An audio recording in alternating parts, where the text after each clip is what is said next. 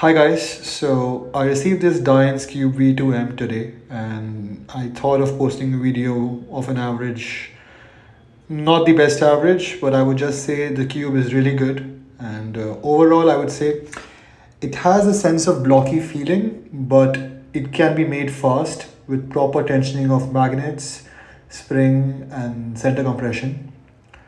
I'm loving the core magnets. It's creating a sense of stability, and I would try to use this as my main for the next competition. Also to keep in mind, my tension is one, and my center compression is on three. I haven't changed the magnets; it's a stock magnets. And in terms of how can you set up this cube well, for this cube you're supposed to use the model lube which I used if you want a similar feeling like me.